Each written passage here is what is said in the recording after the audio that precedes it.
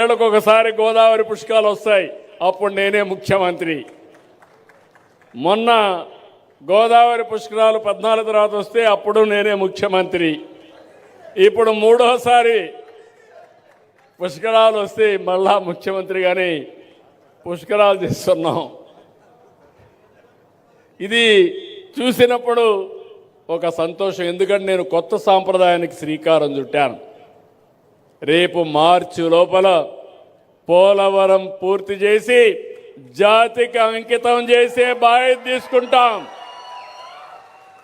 ఇది ఒక చరిత్ర, మామూలు చరిత్ర కాదు. నా జీవిత ఆశయంగా పెట్టుకున్నాం. పోలవరం పూర్తి చేసి 40 సంవత్సరాలుగా మీరు చూస్తే 3000 టీఎంసీ నీళ్లు సముద్రం పాలవుతున్నాయి.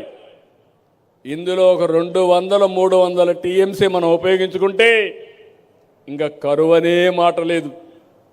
మీరందరూ కాటన్ దొర విగ్రహాలు పెట్టి పూజిస్తారు.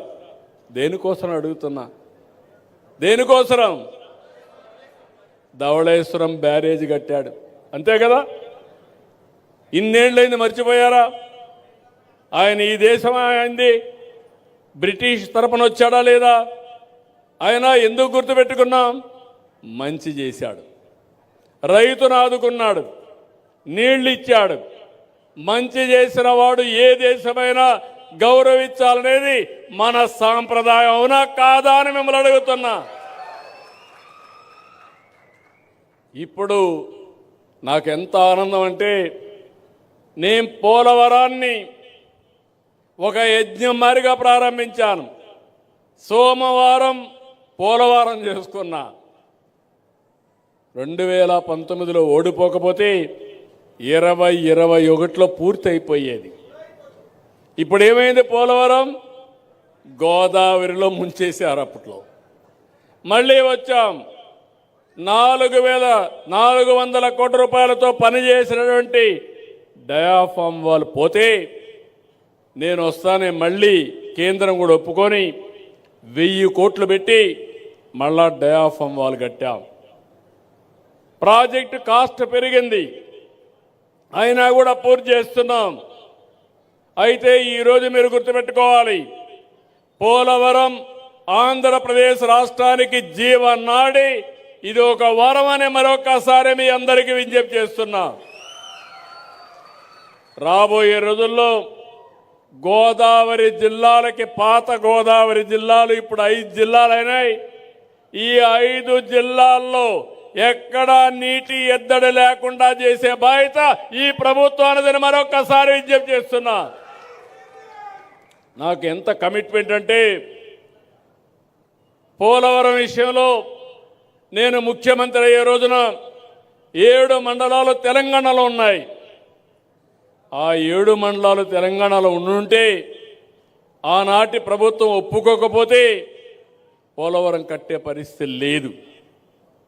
నాకు ఐడియా ఉంది కాబట్టి ఆనాటి ప్రభుత్వం నరేంద్ర మోడీ గారు, రాజ్నాథ్ సింగ్ గారు, వెంకయ్యనాయుడు గారు ఉంటే నేను గట్టిగా చెప్పి, మీరు 7 మండలాలు కానీ ఇవ్వకుండా పోతే నేను ప్రమాణ స్వీకారం చేయను, నాకు ఈ ముఖ్యమంత్రి పదవి వద్దు, ముఖ్యమంత్రి పదవి తీసుకొని చెడ్డ పేరు తెచ్చుకోవడం కంటే ఈ రాష్ట్రం కోసం నేను త్యాగం చేస్తానని గట్టిగా చెప్పిన తర్వాత ప్రమాణ స్వీకారం చేసిన వెంటనే వాళ్ళు పార్లమెంట్ కూడా పెట్టకుండా 7 మండలాలు మనకిచ్చారు.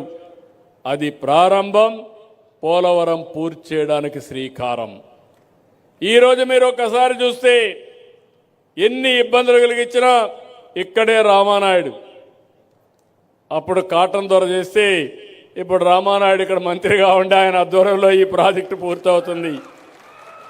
ఇక్కడే మా సాయి ప్రసాద్ గారు చీఫ్ సెక్రటరీగా ఉన్నాడు, ఇరిగేషన్ సెక్రటరీగా ఉన్నాడు. నేను అదే చెప్పాను, మీరు చేసే పని పోలవరం ఒకటే కాదు, విశాఖపట్నానికి, కృష్ణా నదికి ఎన్ని నీళ్లు కావాలంటే అన్ని నీళ్లు ఇవ్వడానికి అవకాశం వస్తుంది.